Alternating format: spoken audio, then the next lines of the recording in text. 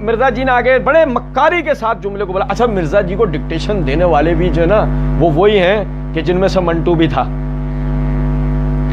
ادب تو جانتے ہی ہوتے نا, جملے آگے پیچھے کرنا اور ایسے طریقے سے جملوں کو بولنا. وہ ایران والے, وہ انڈیا والے, وسیم بھائی, فیصل بھائی, مرزا جی نے خود ہی تو تعارف کرایا ہے. تو سمجھے ذرا اس بات کو. مرزا جی نے جملے کو ایسے بولا, خوارج بھی مسلمان ہی تھے, تعویل کی غلطی لگی ہوئی تھی, اہل جمل بھی مسلمان ہی تھے, اہل صفین بھی مسلمان ہی تھے. تعویل کی غلطی کس کو لگی تھی؟ تعین کر کے دے سکتے ہیں آپ جملہ سن کے. آپ بولیں گے سب کو, تو سامنے والا کیا, نہیں میں نے تو کہا تھا خوارج کو, میں نے تو کہا تھا خوارج کو, کیونکہ جملہ بولا کس طریقے سے کیا ہے, خوارج بھی مسلمان ہی تھے, تعویل کی غلطی لگی ہوئی تھی, اہل جمل بھی مسلمان ہی تھے, اہل صفین بھی مسلمان ہی تھے. اب آپ کے پاس آپ اس کو جو معنی جملہ ہے آپ اس کو ایسے پڑھو کہ خوارج کو غلطی لگی, بات حل, یا پھر ایسے پڑھو تینوں ہی غلطی پر تھے. اور اب دیکھیں ذرا ہم اس حدیث کو, یعنی کہ ان منکم من یقاتل علی تعبیل ھذا القرآن ولکنہ خاسف النال, تم میں سے ایک شخص وہ ہے جو اس قرآن کی تعویل کے لیے جہاد کرے گا جیسے کہ میں نے اس کی تنزیل کے لیے جہاد کرا, وہ اور کوئی نہیں ہے, جو جوتی مرمت کر رہا ہے وہ ہے. اب دیکھو یہ اس حدیث, یہ واقعی صحیح حدیث ہے. سیدنا علی بن ابی طالب رضی اللہ تعالیٰ عنہ کی کمال فضیلت اس حدیث سے ثابت ہوتی ہے, اور وہ ہم صحیح حدیث کی روح سے جانچیں گے. ہمیں ضرورت ہی نہیں اس کے مسند احمد والی اس روایت کے ابہام میں پڑھنے کی کہ اس سے مراد کون ہے جن کی اوپر تعویل کو لے کے سیدنا علی نے جہاد کیا. یہ دیکھیے گا ذرا بات کو, یہ میرے ہاتھ میں صحیح مسلم کیا ہے, صحیح مسلم کی جلد نمبر یہ 2 ہے, اس کا صفحہ نمبر ہے 995, کتاب الزکوٰۃ ہے. کتاب الزکوٰۃ میں امام نووی رحمۃ اللہ علیہ نے زکوٰۃ کے احکام, جن میں خاص طور پہ مؤلفۃ القلوب کا بیان اور خوارج کے بارے میں جو احکامات بیان کریں, اس کے تحت سب سے پہلے میں آپ کے سامنے پڑھ رہا ہوں حدیث نمبر 2364. پھر میں اس کے بعد آپ کے سامنے پڑھوں گا حدیث نمبر 2363, یعنی 64 پہلے پڑھوں گا, 63 بعد میں پڑھوں گا. اور سمجھے ذرا بات کو کہ ان منکم من یقاتل علی تعویل ھذا القرآن, اصل میں جو بنیادی بات ہے کہ قتال ہو رہا ہے کس بات پر, قرآن کے صحیح معنی پہ. تعویل یعنی قرآن کے وہ معنی کرنا جو اس کی منشا و مراد کے مطابق جائے, وہ صحیح بھی ہو سکتا ہے, وہ غلط بھی ہو سکتا ہے. ٹھیک, اب سمجھے ذرا بات کو. تم میں سے ایک شخص اس کے صحیح ترجمے اور تعویل کے اوپر کیا کرے گا, جہاد کرے گا. سنیے ذرا بات کو, یہ صحیح ہے, صحیح بخاری, صحیح مسلم, کتاب الزکوٰۃ, ٹھیک ہے, جلد نمبر 2 صفحہ نمبر 997, حدیث نمبر 2364. عبید اللہ بن ابی رافع رضی اللہ تعالیٰ عنہ جو کہ نبی صلی اللہ علیہ وسلم کے آزاد کردہ غلام ہیں, وہ کہتے ہیں ان الحروریۃ لنا خرجتم وهو مع علی بن ابی طالب رضی اللہ تعالیٰ عنہ قالوا لا حکم الا للہ. خارجوں نے جب آپ سے انحراف کیا, خارجوں نے جب سیدنا علی سے انحراف کیا تو انہوں نے آپ کے مد مقابل آیت پڑھی لا حکم الا للہ, لا حکم الا للہ, حاکم صرف اور صرف, حکم صرف اور صرف, یعنی فیصلہ صرف اور صرف اللہ کے لیے ہے.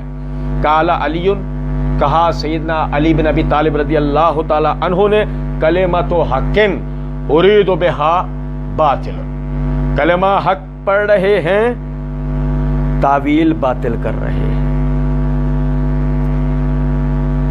او یار سمجھو ذرا بات کو, سمجھو. مرزا جی کے الفاظ پڑھ رہا ہوں اب. مرزا جی کہتے ہیں خوارج بھی مسلمان ہی تھے, تعویل کی غلطی لگی ہوئی تھی. صحیح حدیث سے پتہ لگا, اللہ کی قسم. عائشہ نے آیت پڑھی, عبداللہ بن زبیر بن عوام نے آیت پڑھی.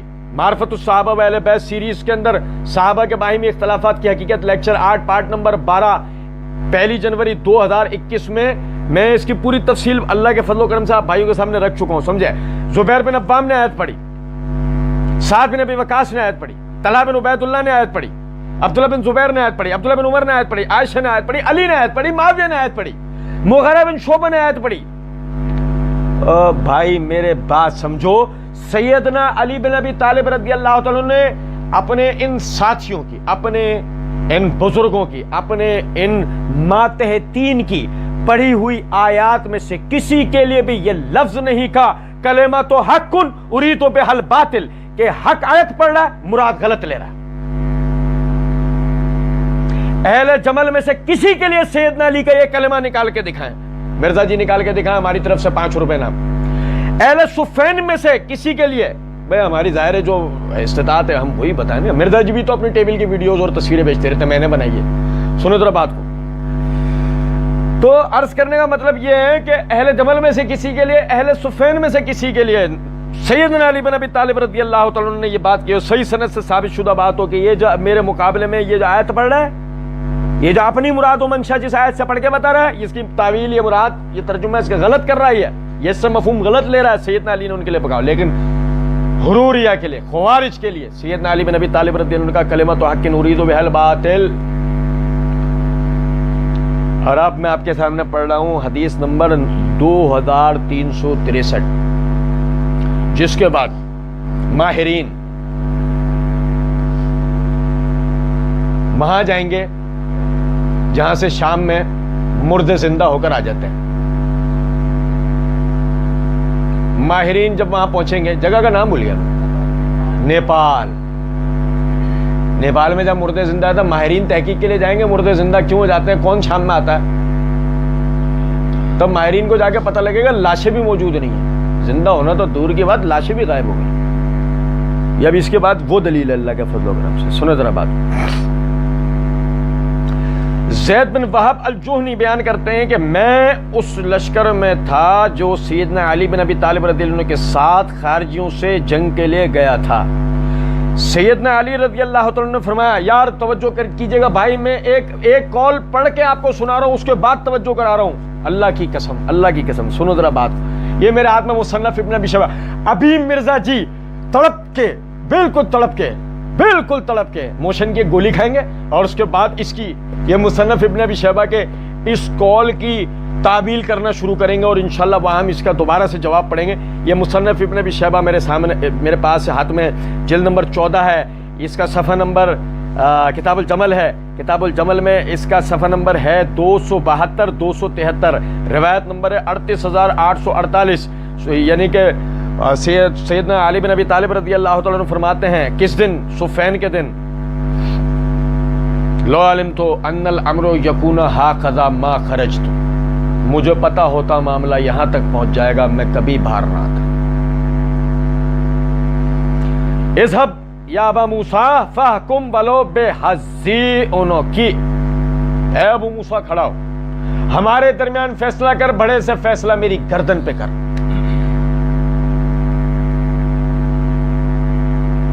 اور میرے بھائی، اگر علی خود کو معاویہ کے مقابلے میں حق پر سمجھیں کہ معاویہ غلطی پر ہے، باطل پر ہے، کون ماں کا لال دنیا میں ایسا پیدا ہوا ہے جو علی کے سامنے بیٹھا اور علی کے میری گردن پر فیصلہ ہوگا؟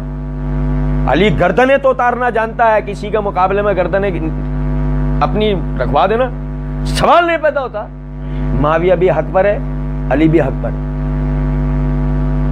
جبھی علی جو حکم بنے ابو موسیٰ اشعری تو کیا کہتے ہیں؟ لو علمت ان الامر یکون ہاکذا ما خرجت، اے ابو موسیٰ مجھے پتا ہوتا نا معاملہ یہاں تک ہو جائے گا، میں باہر نہیں آتا۔ فاحکم ولو بحظی عنقی، فیصلہ ہمارے درمیان فیصلہ کر، ہم دونوں فریقین کے درمیان فیصلہ کر، بھلے سے فیصلہ میری گردن پر، یعنی میں قصوروار ٹھہروں، نعوذ باللہ۔ سیدنا علی حق پر، سیدنا علی 100% حق پر، سیدنا معاویہ 100% حق پر، دونوں سرخرو، دونوں علماء میں سے صاحب فضیلت معاویہ پر علی ہیں،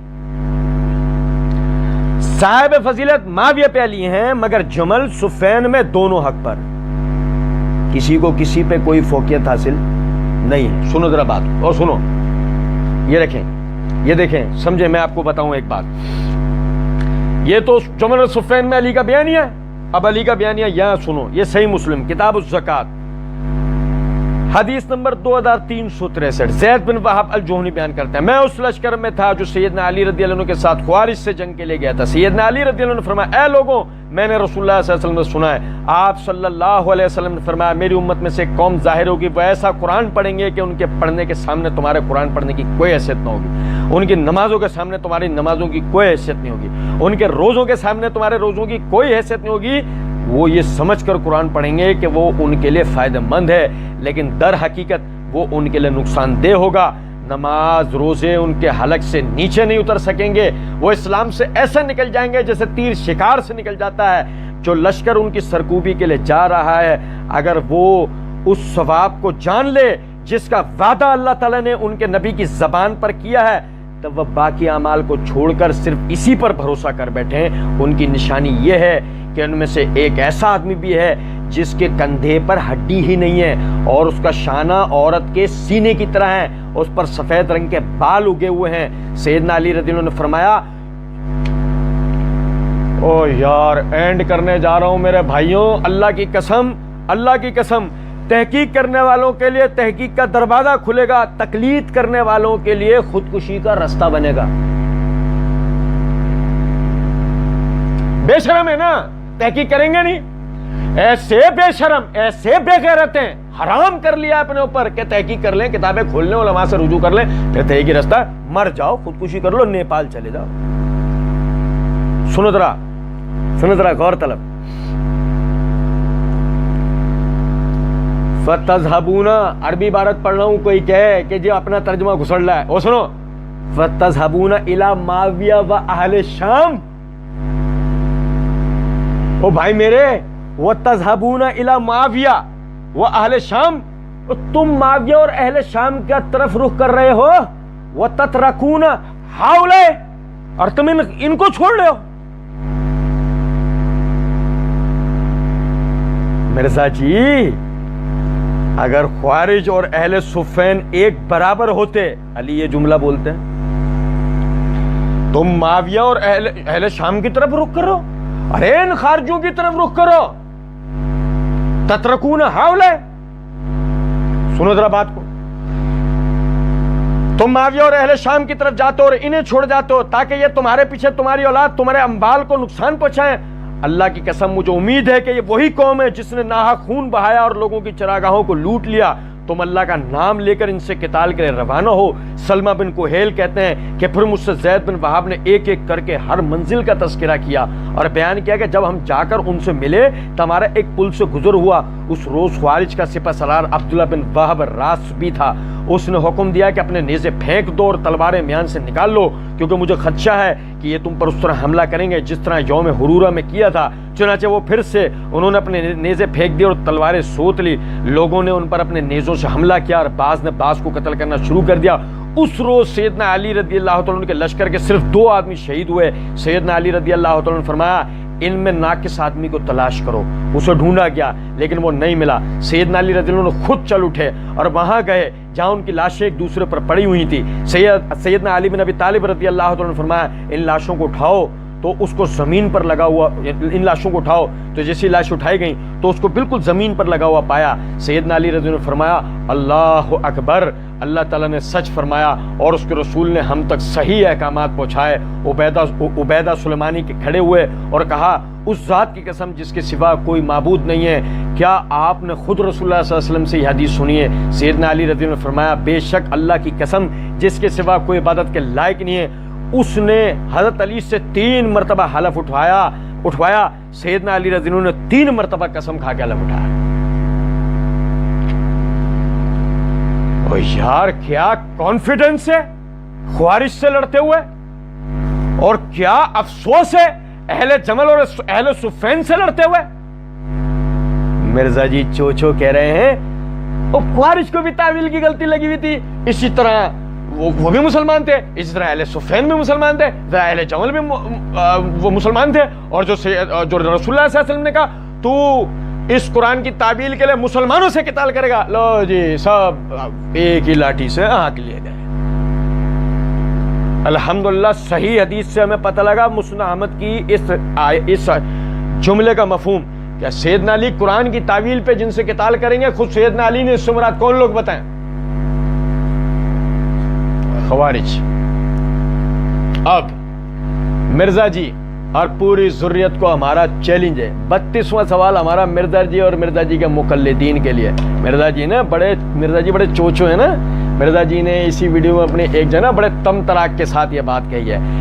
ان سے میں یہ پوچھتا ہوں کہ ان لوگوں سے پہلے آج تک کسی اہل سنت کے امام نے، جس کو متفقہ طور پر سب امام مانتے ہیں، اس چیز کا انکار کیا ہے کہ عالم امیہ کے دور کے اندر سیدنا علی پر منبروں پہ لعنت نہیں ہوتی تھی؟ کس نے انکار کیا؟ اسی طرح مرزا جی سے ہم عرض کریں گے، یہ مسند کسی نے یہ بات کی ہے کہ تعویل قرآن پر سیدنا علی کو جو بشارت ملی کہ قرآن کی تعویل پہ جہاد کرنے والا اہل حق میں سے وہ علی ہوگا، اس سے مراد جن سے قتال آپ نے کیا سلف صالحین میں کسی نے کہا ہو کہ اس سے مراد اہل جمل اہل صفین ہے؟